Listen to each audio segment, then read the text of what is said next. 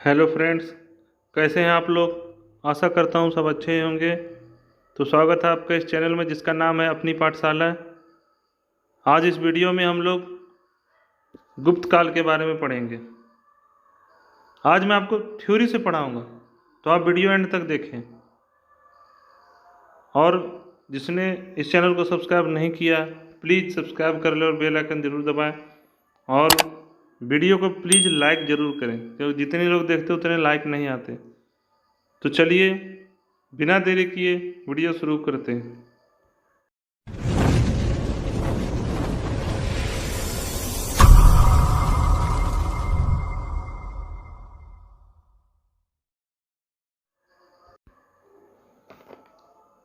इससे पहले हमने मौर्य वंश के बारे में पढ़ा था, जिसमें हमने देखा था कि मौर्य वंश का जो शासन था उनका विस्तार पूरे अखंड भारत पर था।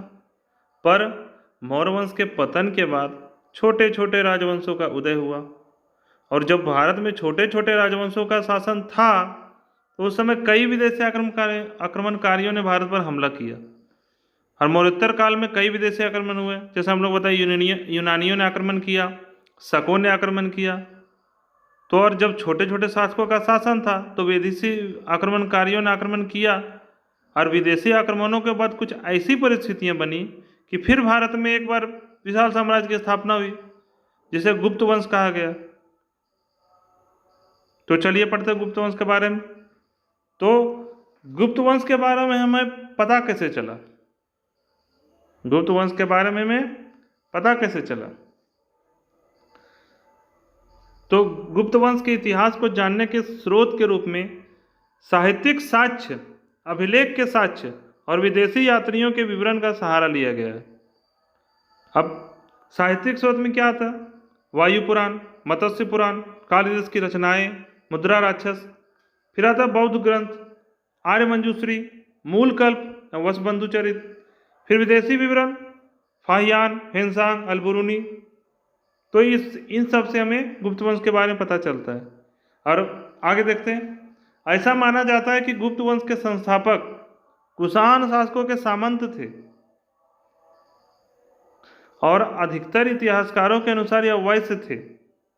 हालांकि इसमें थोड़ा मतभेद है। कईयों का मानना है कि गुप्त ब्राह्मण थे और कईयों का मानना है कि वैश्य थे। तो लेकिन अधिकतर इतिहासकारों के अनुसार यह वैश्य थे। तो गुप्त वंश की स्थापना किसने की? गुप्त वंश की स्थापना श्रीगुप्त ने की। अब आइए अब हम एक एक करके उन शासकों के बारे में पढ़ते हैं जिन्होंने गुप्त वंश पर शासन किया। सबसे पहले श्रीगुप्त। गुप्त वंश का संस्थापक श्रीगुप्त को माना जाता है। इसने 240 ईस्वी में गुप्त वंश की स्थापना की और 240 से 280 ईस्वी तक शासन किया। इसने महाराजा की उपाधि धारण की। उसके बाद घटोत्कच, श्रीगुप्त के बाद उसका पुत्र घटोत्कच उसका उत्तराधिकारी बना और इसने भी महाराजा की उपाधि धारण की। फिर नेक्स्ट चंद्रगुप्त प्रथम। तो चंद्रगुप्त प्रथम गुप्त वंश का प्रथम महत्वपूर्ण राजा था। इसने महाराजा धीराज की उपाधि धारण की। और चंद्रगुप्त प्रथम का विवाह किससे हुआ? लिच्छवी वंश की राजकुमारी कुमार देवी से हुआ।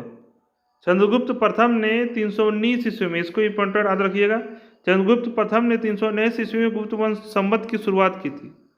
गुप्त संवत की शुरुआत की थी। अब नेक्स्ट है समुद्रगुप्त। यह कुमार देवी का पुत्र था, अतः उस अपने आप को वह लिच्छवी दौहित्र कहता था। अब यहाँ दौहित्र का मतलब क्या होता है बताइए? दौहित्र मतलब होता है नाती। हम लोग पीछे वीडियो में देखे तो देखिए,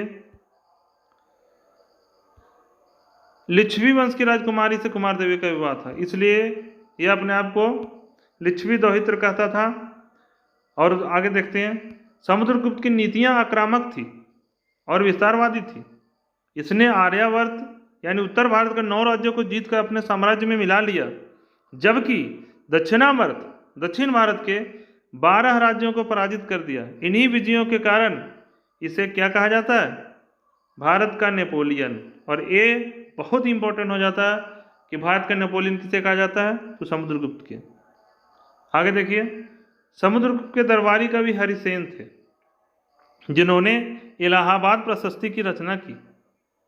और एक बात, समुद्रगुप्त संगीत प्रेमी था, और ऐसा अनुमान इसलिए लगाया जाता है क्योंकि इसके शासन के दौरान इसके सिक्कों पर इसकी वीणा बजाते हुए चित्रों को अंकित किया गया। देखिए, तो ये बड़ा फिगर देखिए, ये समुद्रगुप्त वीणा बजाते हुए। आगे फिर आता रामगुप्त।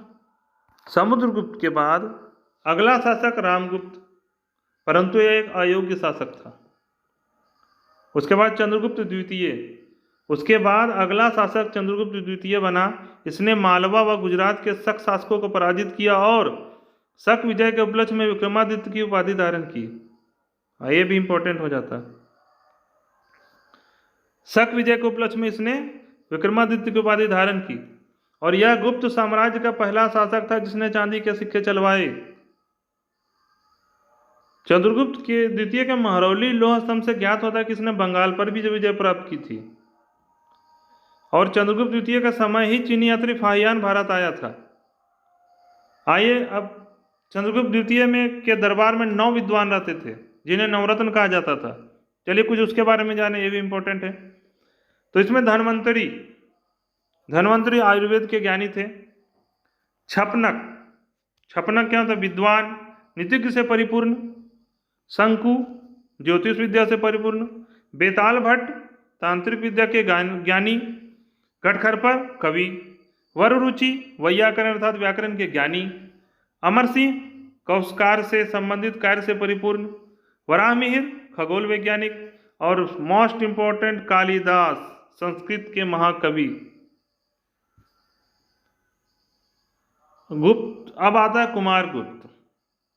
चंद्रगुप्त द्वितीय के बाद अगला शासक कुमारगुप्त प्रथम बना, और इसने नालंदा विश्वविद्यालय की स्थापना की। मोस्ट इंपॉर्टेंट, नालंदा विश्वविद्यालय की स्थापना की। कुमारगुप्त के बाद अगला शासक बना स्कंदगुप्त। इसके बाद गुप्त वंश में कई छोटे छोटे शासक हुए। और हाँ, एरन अभिलेख से हमें ज्ञात होता है, यानी एरन अभिलेख जो हमें भानुगुप्त के शासन की जानकारी मिलती है, और एरन अभिलेख से ही हमें सती प्रथा का पहला साक्ष्य मिलता है। इस वंश का अंतिम शासक विष्णुगुप्त था। इसके बाद गुप्त साम्राज्य छिन्न भिन्न हो गया। नेक्स्ट, अब आप देखते हैं गुप्तकालीन रचनाएं, उनके लेखक। तो कालिदास की रचना, अभिज्ञान शाकुंतलम कालिदास। विक्रमोर्वशीयम कालिदास। मालविकाग्निमित्रम कालिदास। रघुवंश कालिदास। कुमार संभव कालिदास। मेघदूतम कालिदास। ऋतुसंहार कालिदास। विशाखदत्त के बारे में देखते हैं। मुद्राराक्षस विशाखदत्त। देवी चंद्रगुप्तम विशाखदत्त। मृच्छकट्टिकम शूद्रक। अमरकोश अमर सिंह। नाट्यशास्त्र भारत मुनि। कामसूत्र वात्स्यायन। पंचतंत्र विष्णु शर्मा। नीतिसार कामंदक। अब गुप्त काल के कुछ मंदिर देखते हैं। देवगढ़ का दशावतार मंदिर ललितपुर, कहाँ? उत्तर प्रदेश।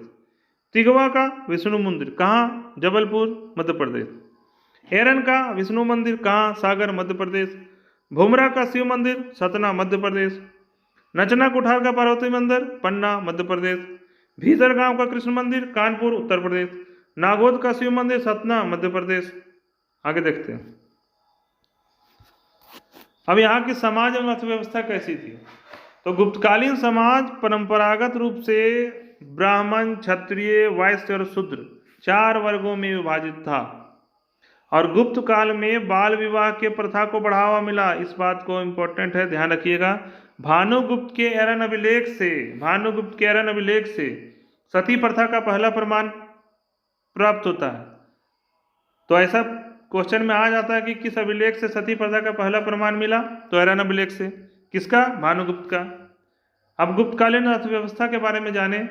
गुप्तकालीन अर्थव्यवस्था का मुख्य आधार कृषि था।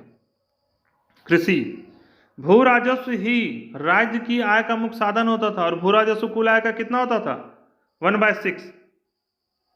नेक्स्ट, अब आप कुछ कर के बारे में जाने। विष्टि या बेगार निःशुल्क श्रम था। बलि गुप्त काल में धार्मिक कर था। वायु और पानी के देवताओं की पूजा के लिए इकट्ठा किया गया कर। भट्ट या भट्ट पुलिस कर। प्रणय ग्रामवासियों पर लगाया गया अनिवार्य कर। चारासन चारागाहों पर शुल्क। चाटन लुटेरे द्वारा उत्पीड़न से मुक्ति का कर। दशापराध 10 प्रकार के अपराधों पर किए गए जुर्माने दशापराध। हलदंड हल पर लगाया जाने वाला कर। कुछ अन्य तथ्य देखें। गुप्त काल को भारतीय संस्कृति का स्वर्ण युग कहा जाता है। गुप्त काल में ही सती प्रथा और बाल विवाह का प्रथम उल्लेख मिलता है। हमने इसमें शासन की सबसे बड़ी इकाई देश होती थी और देश का सर्वोच्च राजा, और शासन की सबसे छोटी इकाई गांव जो ग्रामीण के अधीन होती थी। और गुप्त काल में स्वर्ण मुद्रा को दिनार कहा जाता था। एक बात और, गुप्त काल की प्रमुख भाषा क्या थी? संस्कृत। अब कुछ क्वेश्चन देखते हैं। तो गुप्त वंश का संस्थापक कौन था? ये तो मैंने बताया अभी, श्रीगुप्त। नेक्स्ट, इतिहासकार V.A. स्मिथ ने किसकी विजयों से प्रभावित होकर उसे भारत का नेपोलियन कहा? ये तो आप लोग भी जानते होंगे, समुद्रगुप्त। नेक्स्ट, भारतीय संस्कृति का स्वर्ण युग था कौन युग? गुप्त काल। गुप्त काल। नेक्स्ट, एरन अभिलेख का संबंध किस शासक से? बताइए। भानुगुप्त। सती प्रथा के बारे में इसी से जानकारी मिलती है। गुप्त युग में जो विश्वविद्यालय प्रसिद्ध हुआ, कौन सा विश्वविद्यालय? नालंदा। अब किसने स्थापित किया तो मैं वीडियो में बता ही चुका हूं। फाहियान किसके समय में भारत आया? तो चंद्रगुप्त द्वितीय। नेक्स्ट, अमरकोश के लेखक अमर सिंह किस शासक के दरबार से जुड़े थे? तो ये से गुप्तकाल की कुछ बातें। आप वीडियो को पूरा देखें, वीडियो को लाइक करें, कमेंट करें। कमेंट लाइक से हमें प्रेरणा मिलती है, हमारा एनर्जी आता है। तो प्लीज़ वीडियो को लाइक करें और ज़्यादा से ज़्यादा शेयर करें। मैं हर दिन एक नए टॉपिक पर वीडियो लेके आऊँगा। Thanks for watching. मिलते हैं कल अगले वीडियो में।